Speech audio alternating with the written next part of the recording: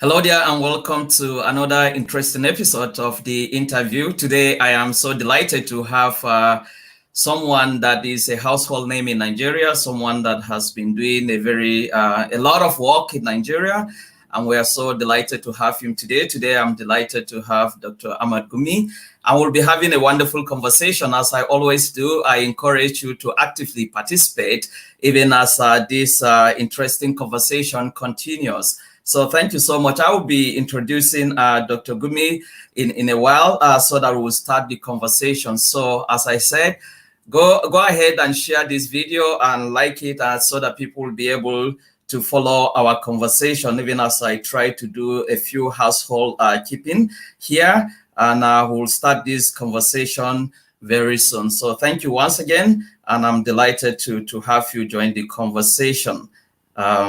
So just give me a few seconds as we try to sort out a few things and we'll start this conversation. Right.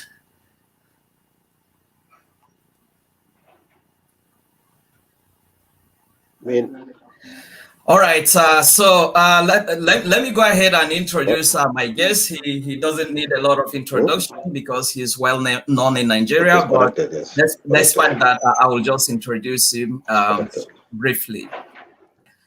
Today, I'm delighted to have Sheikh Dr. Ahmad Abubakar Mahmud Gumi, who trained as a medical doctor and later enrolled in the Nigerian military, where he served and rose to the rank of captain before retiring to pursue Islamic studies, an academic career he pursued to the PhD level. Since then, following the footsteps of his late father, Sheikh Abubakar Gumi, Dr. Gumi has been a renowned Islamic scholar who is known for his unique preaching style and his audacity to speak about cultural, social, political, and religious issues facing the Nigerian nation and the world at large. His large followership on social media is a testament to the impact that his preaching and teaching have on people. I'm so delighted to have you today, Dr. Gumi. Happy New Year. It's a great pleasure for me to be on your forum, Mr. Sheikh. Thank you very much. Thank you so much, sir. I'm so delighted to have you. You are a very busy man, but for you to agree to be part of this, it means a lot to us. So thank you so much. I want to start us off by talking about the security challenges in Nigeria. There is no doubt that many people feel unsafe in Nigeria today, and the rate of insecurity in the country is very alarming. Recently, we heard about the kidnap of the Kankara boys, 333 of them. Thank God they were rescued. But talk about Boko Haram, talk about, Fulani attacks and all kinds of things, kidnappings, banditry, and all kinds of things are going on in the Nigerian nation, which are disheartening and frightening at the same time. So my first question to you, as a retired military officer, do you think that the kidnappings, banditry, and insurgencies that are rampant in Nigeria are beyond the Nigerian security agents? And if not, what do you suspect to be the major factors that contribute to the security challenges?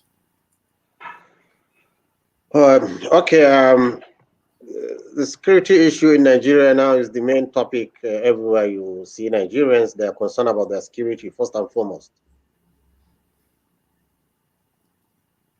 Yes, just go ahead, sir. I'm here. Okay, first and foremost, everybody is concerned about the security here. I don't think the security issue in Nigeria is beyond what we have, the military or the police. It's not beyond the police. But the peculiarity of the problem, that is what's making the police and the military important. Because it's not just a case of criminality. It's just not a simple case of insurgency.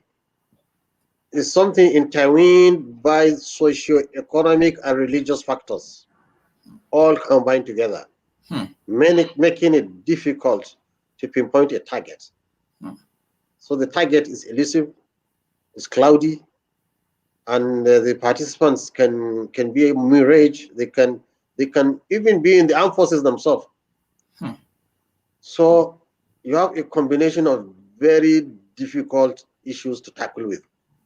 So I am not surprised that a decisive decision is not reached yet. But then, as a government has no excuse. Government should use all tact. For instance, government can, like the issue of national ID card. Why are so many Nigerians not registered? You can hardly go to any developed country. Every single individual of that country is known. But here is porous. So why are we not taking so much emphasis in seeing that every Nigerian is registered? If we are serious about that, we can do that in 1 year. Well, the billions we spend on arms and other things, we can have already know every Nigerian. Things are slow when it comes to statistics, and without statistics, you cannot strategize. And this is why the security is porous, cannot be stand, because they don't know who they're fighting. Is it really that they don't know who they are fighting, or they are negligent about it? The negligence comes in that the same Nigeria is porous. Nobody knows who is a Nigerian, who is not a Nigerian. Anybody can come in and go out. They are only concerned about the border, about rice not coming in and rice not going out. But how about the people themselves? Let's know who is a Nigerian and who is not a Nigerian. Let people be registered. Let everybody has an identification. Once you do that, then now you can map people and see who and who is on which side.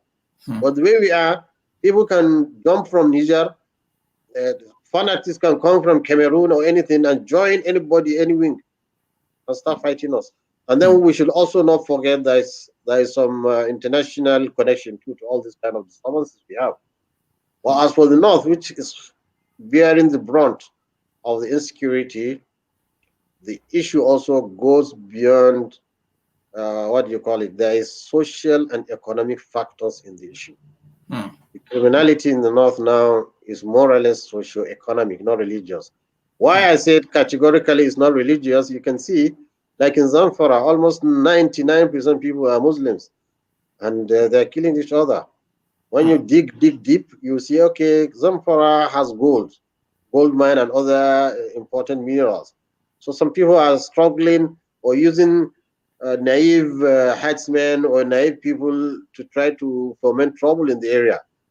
So the same story everywhere in the North, you see. Which is which is very, very frightening, what is happening in Nigeria. And still talking about the security challenges, in 2012 there was a suicide bomb blast in Kaduna which you narrowly escaped, and in 2016 you granted an interview in which you said that Boko Haram is 100% a Muslim problem. Do you still hold to this view, or you have changed that? Oh yes, no. Boko Haram is 100% Muslim issue to tackle. Why I said this, let's understand it. Now, you see, when you put Muslim fighting Boko Haram, and I heard it from soldiers, Muslims, they pray, and when they pray, this word Allahu Akbar means Allah is the greatest. Is the word they keep on repeating throughout their prayer. Allah is greatest. So there's that psychological effect on warriors when you are fighting somebody and he's saying Allahu Akbar. You feel you are killing a Muslim, But you see, when your troops, what we do is not only Muslims. Let's get Muslims and the Borno people. Borno Muslims to tackle Boko Haram, get Fulani soldiers to tackle hardmen. Then you can see that the battle will come to a very quick end, because of the tribal sympathy that is usually between people. They will tend to understand. But when they see a different kind of people altogether fighting them, then the issue will be difficult. Let me give you an example. IPOB. We have a lot of Igbo officers in the armed forces. A lot. In every segment of Nigerian armed forces, there are Igbos. So you can imagine if it's an Igbo commander with Igbo troops fighting an IPOB in the southeast, it will come to what do you call it, a more, what do you call it, peaceful agreement and cessation of hostilities, because Igbo man clean and Igbo man is, it looks ugly. So we have to look at the special need of Nigerian security. We are a nation divided on religious grounds, divided on tribal ethnic differences. We are regionally oriented. Before we get that out of the system, which we should be trying to do now, we should not waste time to make Nigeria a democratic setting, whereby every individual looks at himself as himself, not as from which region and I, or from which whatever this do you call it, affiliates that are attached to people. Until when we reach that stage, we have to tackle security issues this way. Get now, look at the American, the what do you call it, the Yoruba Southwest did.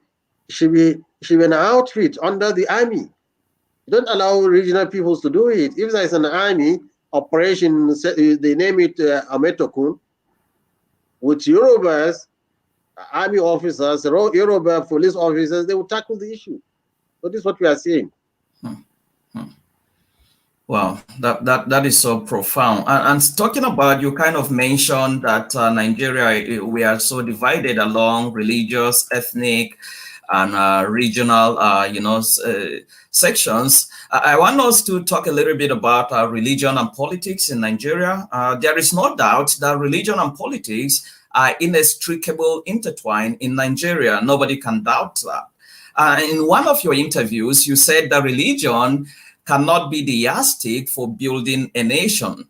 Do you foresee a time that Nigerians will grow above the politics of religion? Yes, time will come, because the forces of nature and changes, the development will bring people to that conclusion. Why I said, look at every religion, look at Muslims. If you say, okay, I'm going to impose Islam, even on Muslims, what interpretation of Islam will everybody accept? You keep on fighting till the day of judgment. Even Christians are not one, they are not in one color, they are in different persuasions and different ideologies. So mankind has to, at a stage, come to a conclusion. Look, there are basic things which you have to come to understand in each other. Yes, so there are some religious red lines which nobody should pass. But then we have to tolerate each other and accept this diversity which we find in our society, and try to look at what do you want as a nation. What we want as a nation is freedom of religion. Everybody should be free to practice a religion without hindrance. Then you need stability, you need economic buoyancy, you need, as I said, stability, which I mean security. You should be safe, and your children should be safe, and you should have opportunity to prosper. Once this can be guaranteed, you don't mind wonder which umbrella is that. I think we are coming to that situation. Well, I wish that other religious people, religious leaders, and people that practice religion, because in Nigeria, almost everyone is religious. I wish that people think the way you think. Do you think that religious leaders contribute to this dilemma, the mixture of religion and politics that sometimes becomes problematic? Do you think that religious leaders play a part in that? They play a part, but not a great part, because I know religious leaders, what they do is they accept whoever is there once they are getting their, or what you want, once they're getting uh, once they're getting something from the government, they go along with almost every government. And I say this in relation to Muslims and Christians. The only serious religious crisis we have, serious one, is the Boko Haram crisis, which started very well as a religious extremism, which Muslims accept that. In fact, it's there written in the Islamic literature, in the Quran, in the Hadith, that end of times there will be youth who will be so fanatical about religion. Religion, there is no fanaticism in religion. In fact, they will be so extreme that the extent their their sign is killing. They kill people who are not supposed to be killed in their extremism. So beside Boko Haram in Nigeria, all other movements are not really religious. They're socio-economic issues. Even if you see people saying we want our region, sometimes they don't really want to break away from Nigeria. They want to use it as a card so that they bargain, whether for presidency or any other post. But truly, if you see it, very few people, maybe youth who are naive, will be thinking that they want to divide Nigeria. Beside Boko Haram, I don't see any serious religious what do you call it, fractionalization of Nigeria without beside Boko Haram. And as I explained, Boko Haram, we expect it. We Muslims expected something like that would come. I'm So talking about, that's why I said it is us, the Muslims, that should come around, circumvent these people and get them out of this nonsense they think they are serving God with. I watched one of your interviews talking about Boko Haram. I watched one of your interviews where you kind of differentiated, different kinds of Boko Haram. You said that the people that initially started Boko Haram are actually poor northerners, and they are nowhere right now. Could you still expatiate on that categorization of what you mean by different kinds of Boko Okay, Haram? this is a very long interview then. We're in a stage whereby we're having bombs everywhere. You can imagine the United Nations building in Abuja was bombed. You can imagine Jaji cantonment is a military cantonment containing all the armed forces. The Nigerian Army, what do you call a School of Infantry and everywhere. Somebody going there to put a bomb, killing about 11 people. You can imagine bomb this place in Sokoto and everywhere. Boko Haram they don't have that capacity. We know it because they are ragtag. In fact, the army is just a AK-47. They don't have anything. Somebody must be behind them. Somebody is riding on the screen of Boko Haram to commit atrocities. This is why we say there is the real Boko Haram, the Sheikh Boko Haram. Then we have a secret society, and they have access to weapons, and which we suspect is a fifth column within the armed forces that is doing it for political reasons. And at that time, let me give you an example. The very first terrorist attack on Nigerian soil is on the 1st October 2010 in Eagle Square. 1st October 2010 is the first explosion of bomb in the name of terrorism, and that was done by men. They claim, yes, it is we that did it, but then the president, Jonathan, came out publicly denying that it was not them, and also saying that it is the northern political class that is trying to destabilize and make Nigeria ungovernable for him. You could see the involvement of government directly in something trying to what do you call it? Trying to use people's lives in the name of politics. I may be wrong to say it's the first one. During Abacha's regime, there was a bomb explosion in Abuja airport. And it came out that it is the Abacha boys who planted it, trying to frame Nadeko people. So you see, government can too be a terrorist, depending on who they are fighting. So during Abacha time, we look at his government putting bomb in what do you call his own boys putting bomb in Abuja airport.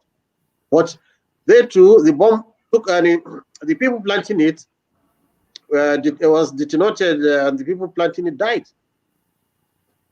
So you could see government can be involved in terrorism. So those bombs we are seeing, there's a hand of the military intelligence in it. That's why I was saying there's the true Boko Haram, but now the true Boko Haram was empowered. Somebody's empowering them, whether from outside. Some people are suspecting French connection because they have border with Cameroon. They could have a sanctuary in Cameroon, just like the Taliban has sanctuary in Pakistan when they were fighting. The Taliban has sanctuary in Pakistan. Osama bin Laden, where was he killed? He was killed in Pakistan. So it means a neighboring country, which is a francophone country, can be aiding Boko Haram just destabilize Nigeria. We have to look beyond this. But I can tell you, the foot soldier is religious, but he's used. Just like some days ago, I went to see the herdsmen, the Fulani men, to come into contact with them man to man, to hear what's their complaint, to see why are they involved in this. We just realized they are just pawns or foot soldiers for an industry that is milking Nigerians millions. And what the Fulani man gets is about, the maximum is 50,000 naira. 50,000 naira to extract people, kidnap people. And why is that money going on? Somebody up there is getting it. That is what makes, I think what you have just explained, that is what complicates this whole issue of Boko Haram and Fulani herdsmen and what have you. If we have people, if your claim is true that we have people that are either directly in government or outside the country that are sponsoring this, and the government knows them, and the government is not taking responsibility, that I think is a serious, something serious that is happening. You know, you were very critical of past Nigerian presidents, and most recently, you have not spared the current President Muhammadu Buhari. As a cleric, I want to know what makes you feel responsible to lend your voice to political discourse despite the tendency of being misunderstood. No, you see, I think if you are serving God, then you have to look into the purpose. Why are we on earth? Why am I alive today? It's to change. It's to change bad things into good things. So, and God is not biased. He's just. And what he wants is justice for everybody. Everybody should be treated with dignity, equality, and that people should be taught how to be just in their undertakings with people. So, as a religious or learned person, it's my duty when I see something which is wrong to try to use my voice, which I use. I never instigate people into insurgency, resurrections, or even a revolution. I don't think a revolution is nice. It has never even bring the desired results. But to see that I direct my teachings or instructions to the leaders and also to the people who are the followers, so that we can change and mend our ways, come back and do what is right. So this is a religious obligation. Wow. That is so powerful. Many people will shy away from that. Many religious people will say they don't want to dabble themselves into politics. But I understand your point that you see it as a responsibility to do that as a spiritual leader. Recently, Bishop Matthew Kuka made a statement in his Christmas message, which I'm very sure you read, which he talked about quite a lot of things.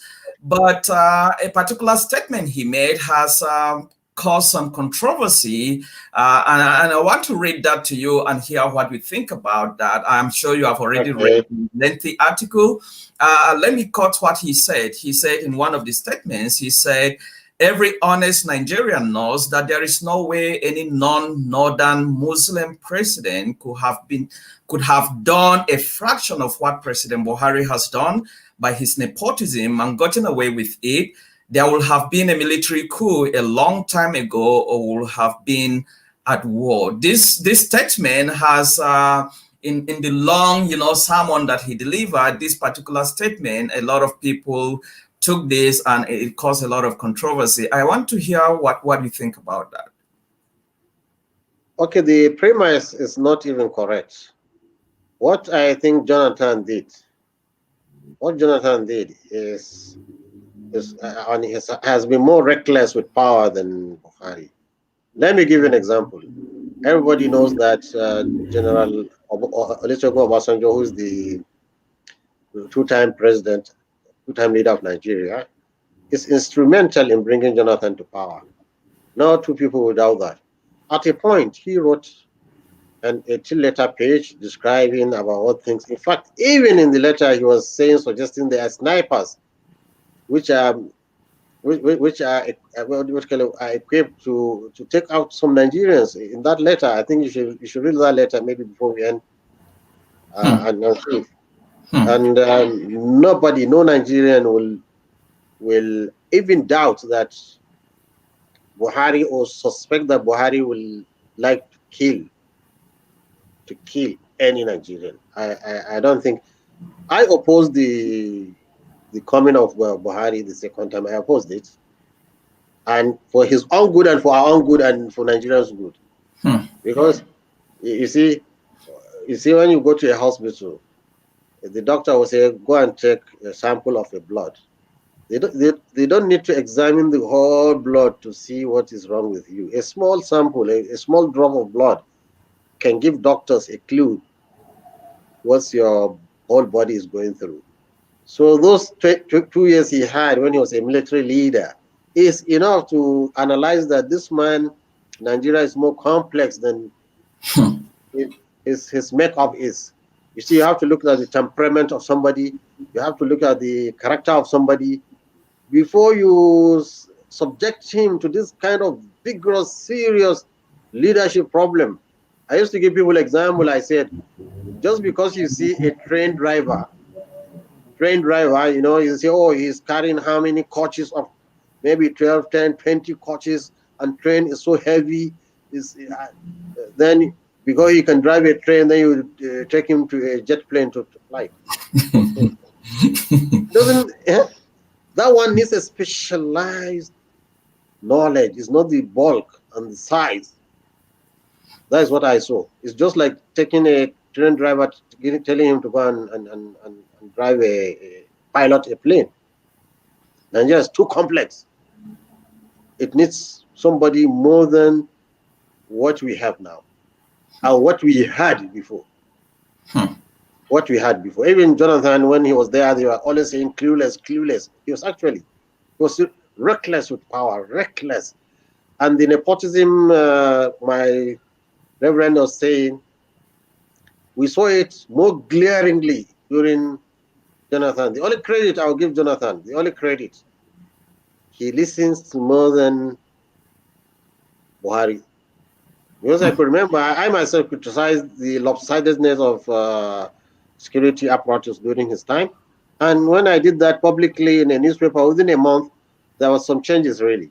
So I Hmm. can give credit to him that in that way. And also when he succumbed to power willingly, he said the blood of Nigeria is not worth his power, whatever it is. That shows his flexibility, his softness, and so in that sense, he's better than Buhari. But Hmm. if not, the nepotism we saw during good luck's time is unprecedented in Nigeria. I was in Malaysia. I remember I was in Malaysia. Even the consul general, the small young, all the people of Delta, they are the ones occupying everything. As small as what do you call it? A consul general in a ministry far away in Nigeria, and see how they are treating Nigerians. So we have seen it, but then we never had a word from our reverend man, not a word. But for me, I have the liberty now to criticize Buhari. I have. Why? Because before Buhari, even during Jonathan and Obasanjo, I criticized him publicly. Jonathan, I criticize him public, and I criticize people to the extent where criticism is needed. So I have justification and moral grounds to criticize Buhari now. But our Reverend man doesn't have that because when Jonathan was misbehaving, we are afraid. We are afraid of our lives when Jonathan was there. And in fact, when he's coming back, I wrote an open letter. It's not only to Buhari, I wrote an open letter that they should not contest. I wrote an open letter to Jonathan, please don't contest this election. I'm telling you, the North will reject you because the North was really afraid of Jonathan. And what made him afraid is his chief of army staff. I think Hijireka or mine. What they did was they planted roadblocks all over the northern states. Here in Kaduna, all over, from here to Abuja, roadblocks, and they were molesting people. You can imagine an old man brought on a motorcycle and he's told to go down and walk, molesting people. How can Jonathan scale through? No way. So I told him, look, don't contest. And if they had put somebody other than Buhari, probably we will have been, it would have been a different story, because people were just tired of. As for Buhari, I felt Nigeria is too complex for him. I'm not looking at his good intentions. Good intentions are not enough. You can have a quack doctor who is trying to operate on you. He has good intentions to cure you, but he's not qualified. Sorry. So good intentions are not enough. You have to be qualified. You have to know. In fact, you have to know. You have to be at the level of your own time. And his training does not give him that qualification, because if you are highly the army, and an army which fought a conventional war with the Biafrans, does not qualify somebody to rule a complex society like Nigeria. Terribly complex. It needs really somebody with a wide chest, somebody who listens, somebody who's patient, somebody who doesn't need to rest. He has to be everywhere in every spot. And we could see now, even when calamity affects people, not that Buhari is happy. No, I don't think he's happy. He's not happy and he's getting agitated. But he's a person who is introvert. He keeps to himself. He says others will do it. And Nigeria doesn't need. They need somebody, when there is trouble, you'll be there on the spot to see that things are moving. Then people will say, yes, this man is working. So you can see this is what's happening. That is, I think, an objective analysis. Some Nigerian Muslim cleric. Then what I will add to Reverend Bishop Kuka's, what do you call it, article is that, you see, like the Arab says, مهما يكون عند امرئ إم خليقة, no matter how much somebody has something in his either behavior or something in his heart, no matter how he wants to suppress it and hide it, it will come out. So usually in the north, people like his guts. People like his guts, but he has something in his mind which is against what he sees as core north and what he sees as Muslims, or some even see it as Islam. From his pronouncements, he makes that. Like now, when he said, if it has been anybody other than a Muslim, co-Muslim, if you have been uprooted. Oh, Jonathan did more than that, but he was never uprooted. You see? So why saying co-Northern? And Shagari, I can say Shagari, I can put my hand on the Holy Book and say Shagari is cleaner than Bukhari. I can do that. It's not corrupt. But then Shagari has weakness in ruling a complex nation like Nigeria, I know. Buhari and Co could have supplemented his weakness, but they decided to take power from him. And when they took power from him, they could not see a file where they can implicate him with corruption. That's why he was not tried. So now, look at Muslims taking over power over a clean, democratically elected leader, somebody who is lame and who's, fair to everybody, and they took power from him. So what can Reverend Pastor Kuka said about that? So I don't want him to be bringing especially Islamic, what do you call it, issues directly into the policies of Nigeria. Let's go beyond that. And there's another thing which we can say is affecting him, what may be referred to as a minority suppression syndrome or complex. If you are a minority, like the blacks in America, the blacks in America always feel that the whites are suppressing them. But it's not the case. Look, just because you are you had a bad past, you are a slave, doesn't mean America is suppressing you. Why don't you strive to become the best doctors, to become the best engineers? Who stops you from there doing that when there are other blacks that excel? So that is whenever minorities are in a place, they feel they are suppressed, whereas they are not suppressed at all. Just let me give you an example. During the after the 1996 coup, the northern class, the officers chose Yakubu Gawan as the leader, and he is among the minorities, and they didn't feel any qualm about it. They took him as a leader. So if you are a minority, don't take in your heart that people are trying to suppress you, or don't say, because I'm a minority, I must lead and impose myself on a majority. Don't have that in mind. Do your best. Look at Obama. When he did his best, explain to the Americans, they chose him. So that shows the American population is ready to accept a minority. So also Nigerian society, if you can explain well, if you can do good, if you can show your own bias to everybody, and you are kind, people will not look at your minority status and say they will discriminate against you. This we have seen everywhere. In Sokoto State, there was a governor that was elected in Sokoto State. I forgot his name, but maybe somebody can correct me. Originally his parents are not from Sokoto State, are Yorubas. What I had, even what do you call it, Shekaro in Kano, originally he's not from Kano, but his parents grew up in Kano. We have that in the north. So how can you claim that you are a minority, that you are suppressed? Do your best. Bring out your best. People will like you. When you start complaining, having a complex about that, but always whenever he gets any podium, the only thing he does is to criticize the people he's staying with and in the midst of. That is wrong of him. Has to.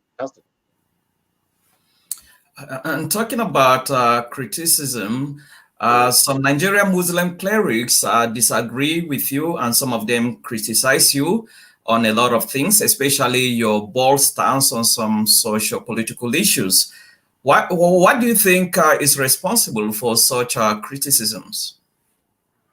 Well, you have to be specific. There are criticism on specific Islamic issues, and there's some on politics.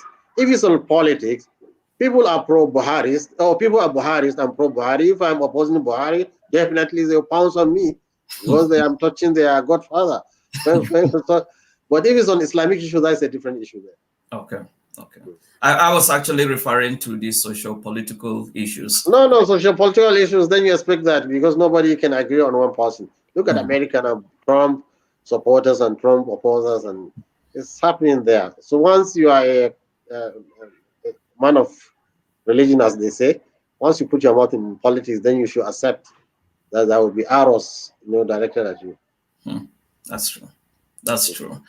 One of the five pillars of Islam is jihad, a concept that is mostly misunderstood, especially by many non-Muslims. Could you kindly clarify what jihad actually means and whether Boko Haram is actually a jihad? Okay. When you said jihad is one of the five pillars of Islam, that is wrong. Okay. That is wrong. Nobody said that. Islam is built on five pillars. The first pillar is the testimony that there is only one God. That testimony, you can find it in the New Testament and in the Old Testament. There's only one God. And that the messenger Muhammad is his prophet. That is the first pillar of Islam. The second pillar of Islam is to establish 5 daily prayers, day and night, 5 daily prayers. The second one is fasting 1 month during the Ramadan. Then paying your zakat if the money has reached certain level. And not every kind of money is given or material is given. Then the fifth one, in your lifetime, once in your lifetime, to go to Hajj. These are the 5 pillars of Islam. It's clearly stated in the hadith by the Prophet. So jihad is not a pillar of Islam. But then, what is the role of jihad in Islam? It's very simple to understand. Now, when you go to America, it's a democratic state containing almost 400 million people of different persuasions. Muslims, Christians, Jews, everything is there in America, atheists. But then you can go to a place, they will show you, they say, okay, this is Pentagon. This is where the defense of this state, Pentagon. And when you go into Pentagon, they can bring you books. If they still use books, they tell these are annals of defense. This is how we are going to face Russian missiles. This is how we are going to. So now when you are reading all these annals of military tactics in Pentagon, then somebody will tell you, oh, America is a terrorist country. Why? Because I have seen they are spending so much million on defense. Well, what people read in the Quran about jihad is the defense system mechanism of a religion which has adopted a state. A religion who has adopted a state. So jihad goes under the issue of the statehood of Islam. Let me just explain further. Jesus Christ, peace be upon him, Muslims believe in him, trust him, he's from God, sent from God, not son of God, Jesus Christ. But in the Bible, when they want to arrest him, is there, one of the disciples brought out a sword, he said, take your sword back. Jesus didn't come to fight the enemies of God. But God had enemies during Jesus' time. Who are the enemies of God? They are the Pharisees, the Sadducees, the scribes. They are holding the Bible, the Torah, and yet they are enemies of God, instigating Romans to kill him. So Romans too are enemies of God. How can they, a man of God you want to kill, crucify? Now,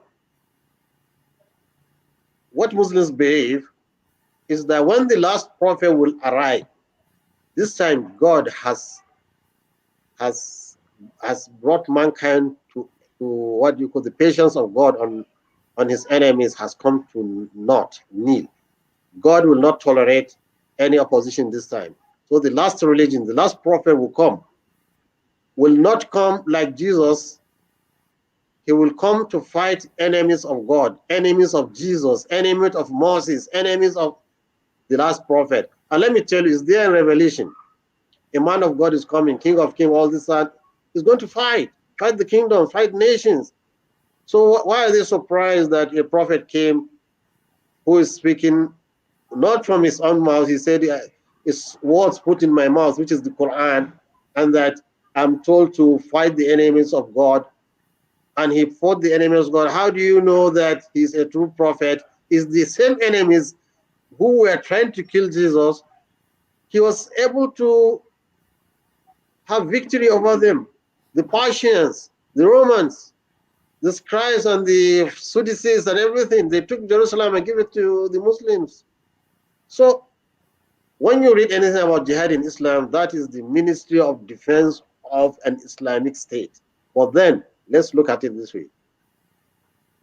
God said, we brought out the revelation and we will protect it. So Allah needed a government because Allah acts, we are the vicegerent of God. We are the, what do you call it, representatives of God on earth. Man is a representative of God. In Nigerian Filadi Khalifa, I will put on earth a man who will be my deputy.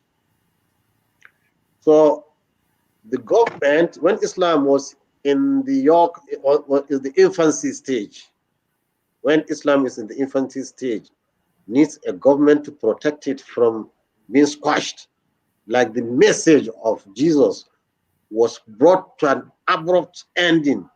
In fact, to the extent you said it's expedient that he goes to the Lord and sends the comforter to come and tell you everything. Come and tell you everything means Jesus didn't say anything. Why? Because the opposition, the plot to kill him. In fact, he was preaching in parables because of fear. So, but this time, since God is coming to say everything and teach everything, Then God brought a government to protect the religion. That's why in Islam, the religion started in Mecca. There was so much opposition, there was so much suppression. Then they migrated to Medina, where they formed a government to protect the religion. And the Prophet himself said, there will be a time will come when this government will crumble. We can see now. There is no more Khilafah, there is no more government, Islamic government, but the religion is spreading. The government was to protect the religion. But the religion is so matured now, it doesn't need any protection of the government. So you could see automatically the meaning of jihad has to change. It has to change from field combat to intellectual discourse. That's how you explain to people that is God. Yes, God, that is God. God spoke to man. Yes, God spoke to man. It's not even Muhammad is the first man that he spoke to. He spoke to many people. And Muhammad is just the last of the prophet. Had God sent books? Yes. Why do you have the Torah? Why do you have the Injil, the Gospel, and the Quran? And the Quran did not say, believe in me. So if you are in doubt of the Quran, bring something like it and claim anything that has sent you, and let's see. Time will disprove you. But you can see Quran, time, and what do you call it? Science is proving it. Even the Quran said, science will come and prove what the Quran is saying, that is the word of God, because impossible. A human being cannot know what is written there. Let me give just two examples, very quick ones. One, in the Quran is written in black and white that the body of the Pharaoh, Ramses II, will be discovered. It's there in the Bible that his body, he died. But nothing mentioned about his body. But the Quran said his body will be discovered. And now it's there. You can go to Egypt and see it. I went to there and saw it. Impossible, somebody, a human being, to know that in the future the body of a Pharaoh will be discovered. Impossible. Another thing, the Ark of Noah. The Ark of Noah is mentioned in black and white in the Quran, that the Ark of Noah is left there, a sign for mankind. It will be there. People will come and see it. And now go to Turkey. On Mount Ararat is there. So a book to tell you that something will be discovered that no human being can know, it must be from God. That's why you see Muslims are, people are converting to Islam. Those who know science and those who know Arabic and can translate it. Don't depend on Bin Laden. Bin Laden is not even a Muslim scholar. He didn't even study Islam. How can he represent Muslims? Or Sheikh, look at him. They don't represent Islam. So they are misinterpreting the defense mechanism of a state, an Islamic state, which time the Prophet said is going to be destroyed. In fact, he said the deputization of his state is just going to be 30 years. After that, it will turn into monarchy. It will turn into monarchy. And this monarchy will also fizzle and fither away. And this is what happened. And now all Muslims are free. But go to Mecca, you see millions of people converting. We don't need the state. The state is just to protect. I used to give people an example with the egg. This egg, you see, hen egg, when you incubate it, look at the fetus, how it grows. The shell is very important for the survival of the fetus. But at the stage, when the fetus is fully formed, the chick is fully formed, it has to crack so that the chick, the what do you call it, will come out. So once it come out, it doesn't need that shell. In fact, the shell becomes its enemy.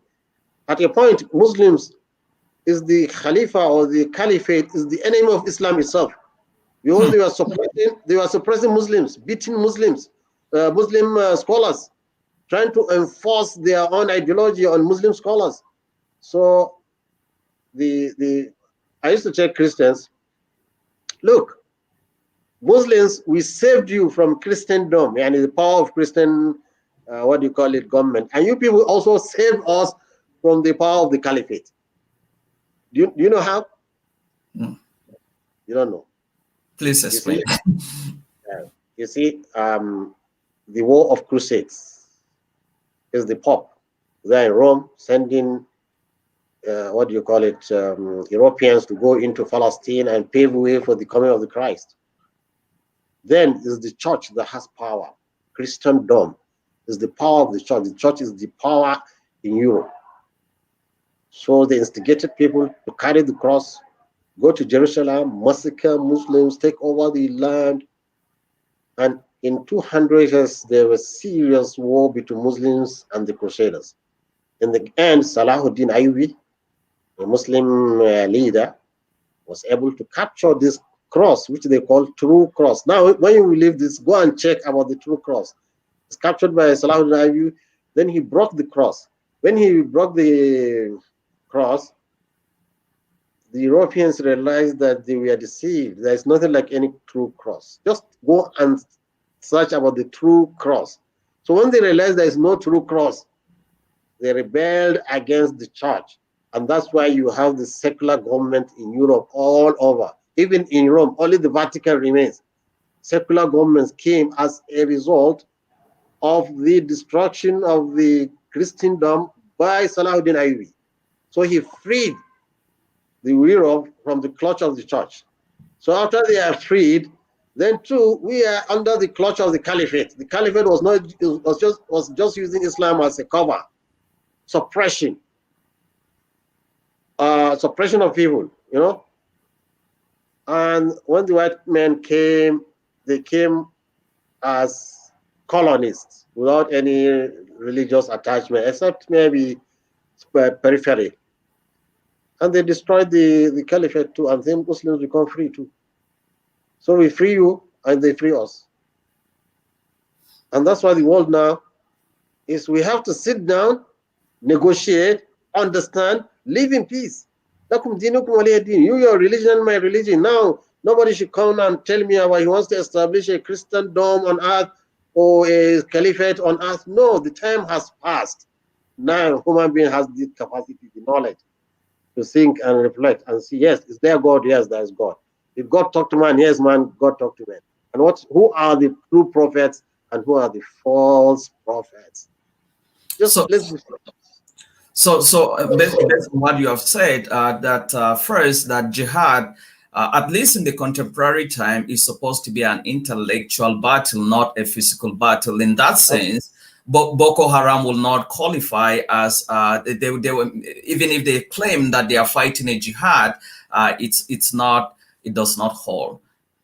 It does not hold water at all, because even jihad is to protect the religion, to protect religion and people. But now they're destroying the religion. Because now, look, people don't even contemplate, why will God stop prophethood 1,400 years if you're a Muslim? 1,400 years before all these discoveries, penicillin was not discovered, bacteria was not discovered, plane, no TV, no internet, nothing, and prophethood stopped. Why? It's because the human intellect has already matured. It doesn't need a prophet to think and understand. The prophet has to guide you that there is God, and God spoke to man, and this is what God wants you to pray, give zakat, and that. So that time is enough. But now, if you bring a prophet now, what is he going to teach people? What? That's why there is none. Because if there is need, God will send. Then because there is no need, God doesn't send prophets anymore. Why? Because man is intellectually matured now. He can think for himself. So this is what we need, dialogue. That's why the Quran says, Ta'ala ila kalimatin sawa'in bainana wa bainakum. Let's come to a middle course, a word. Sit down, dialogue with them.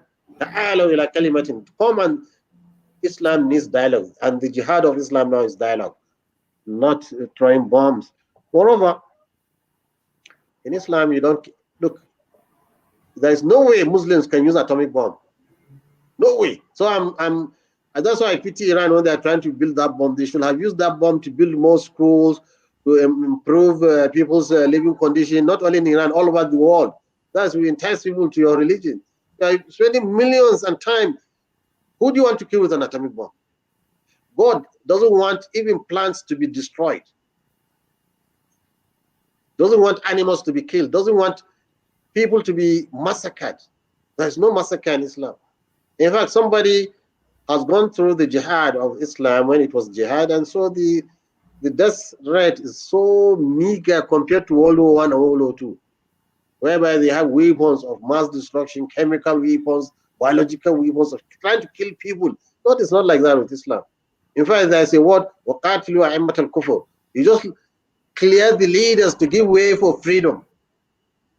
So, why do you need all these bombs? In fact, That's why I'm opposed to using bombs on even the, what do you call it, Boko Haram and what do you call this Fulani herdsmen. I oppose using bomb on them. Do you know why?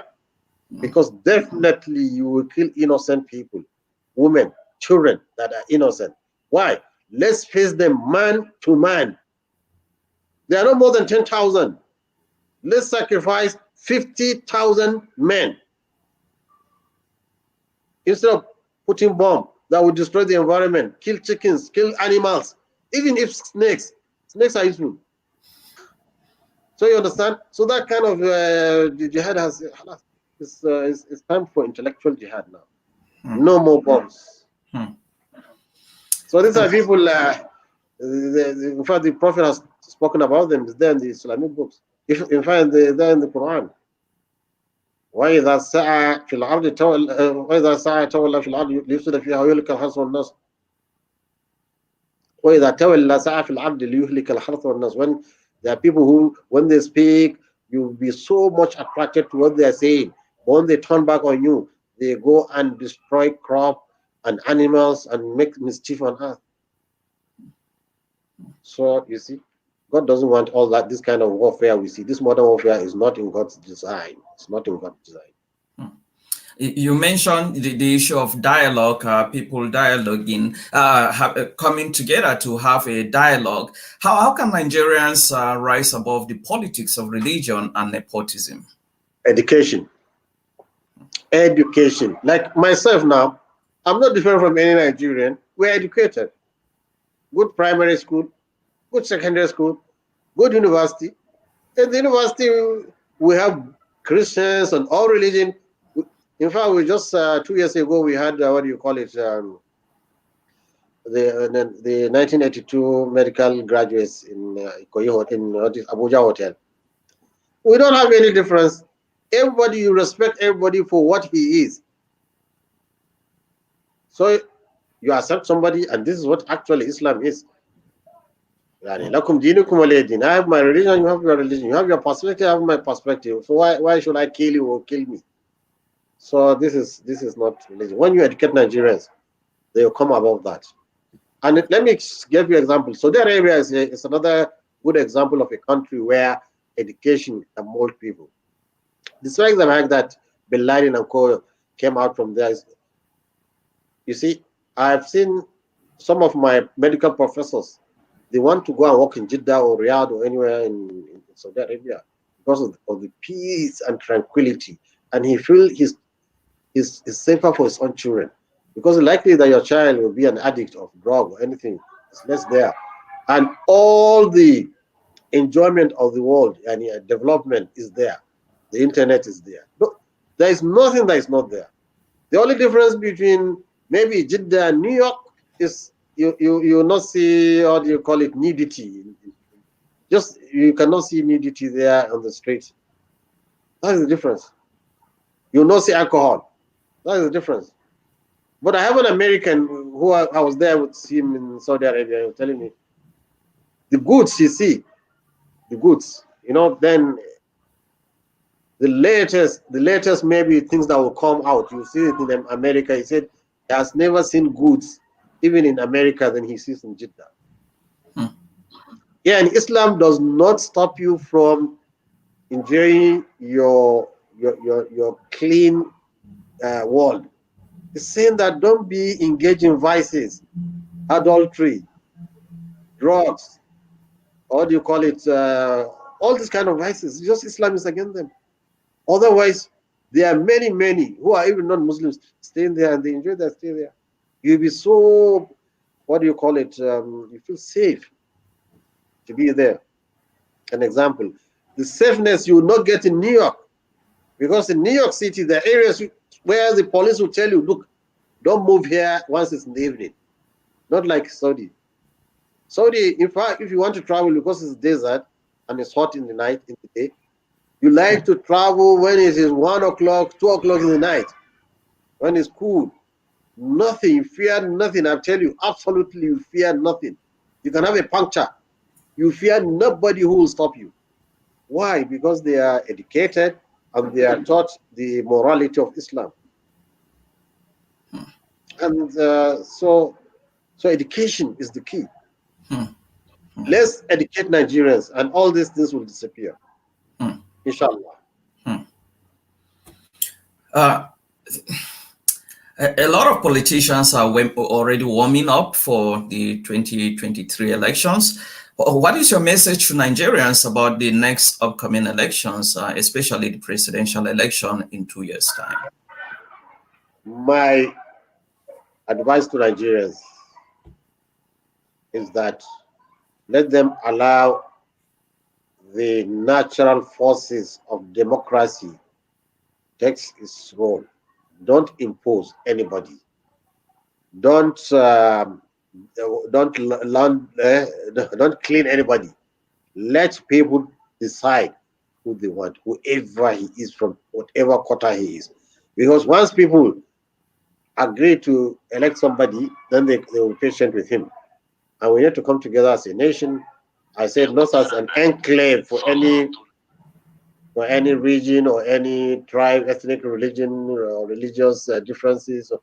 Let's build a nation whereby everybody will live at peace with each other, and everybody will worship his God the way he understands his God.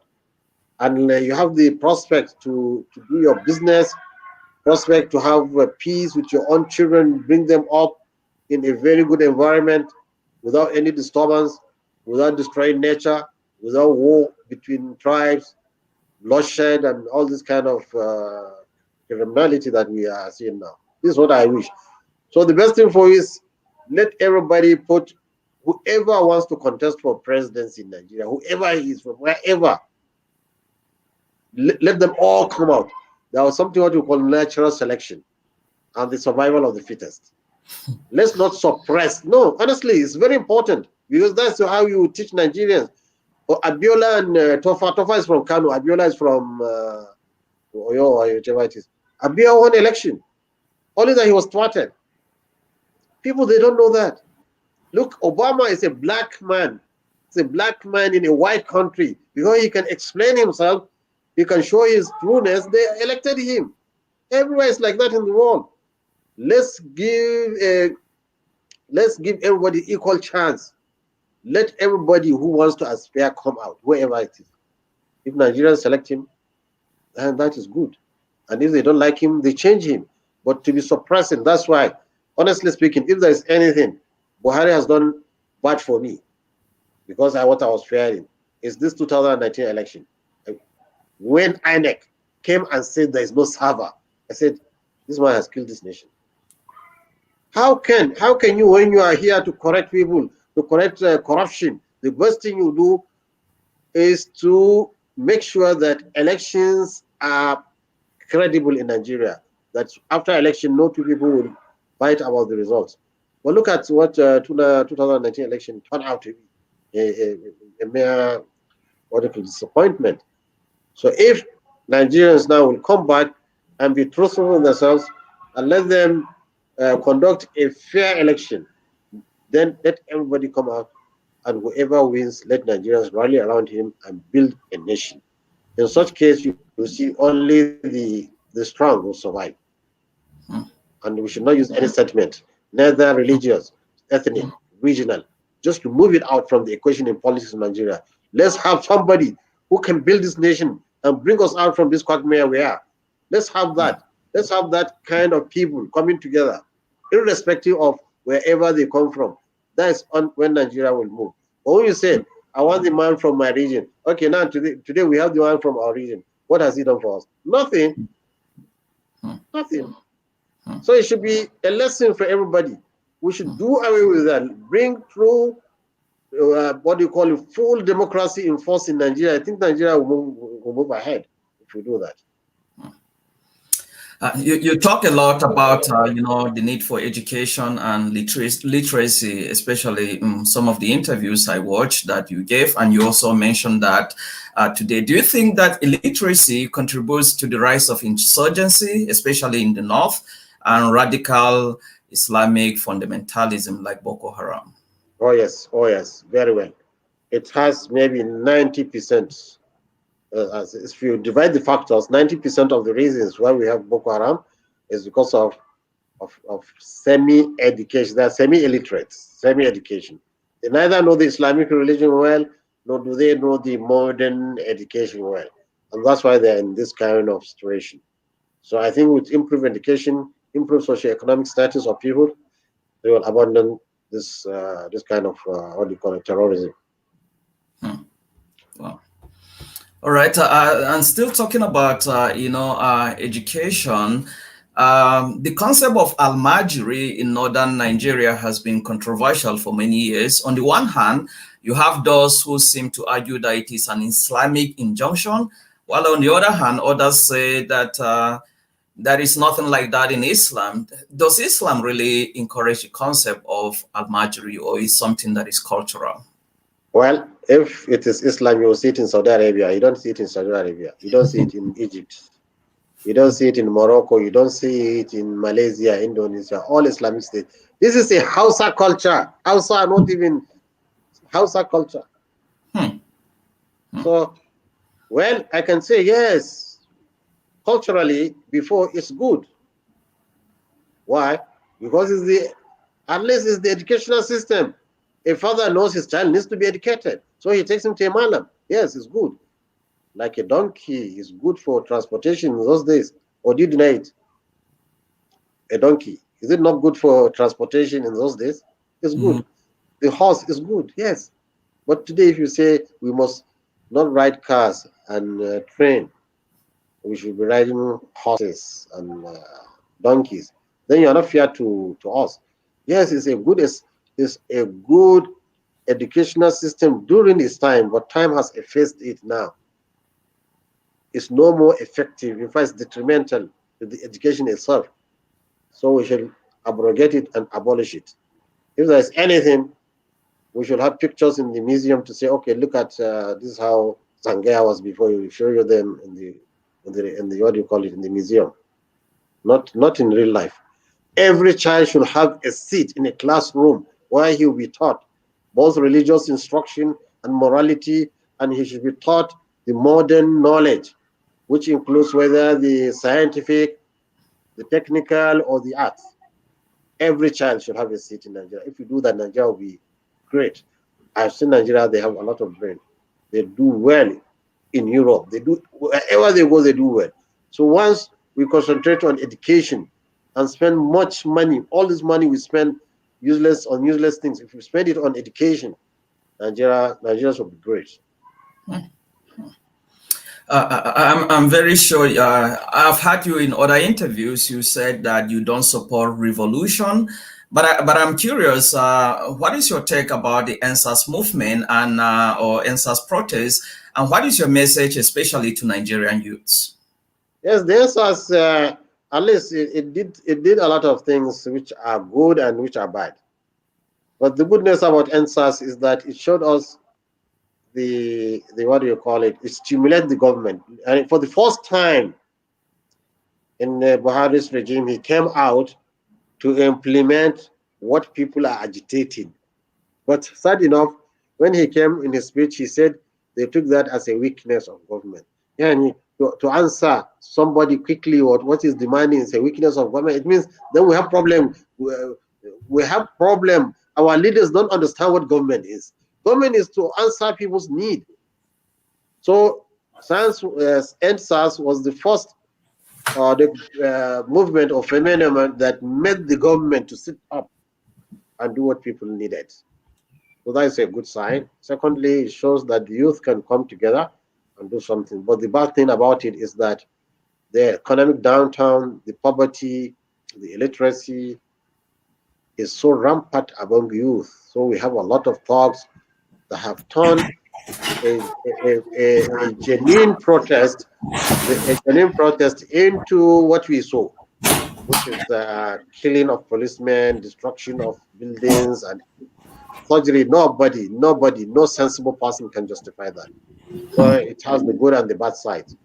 So we don't want that kind of things to repeat. We need to go back to our drawing board and look at the youth and chart a course for them. And the best thing is education. Let the government spend on education. There's no reason why ASU should be on strike. No reason. What do they want? Give them. Is it If that complaint is from the army, the government will sit down and make sure the army get what they want.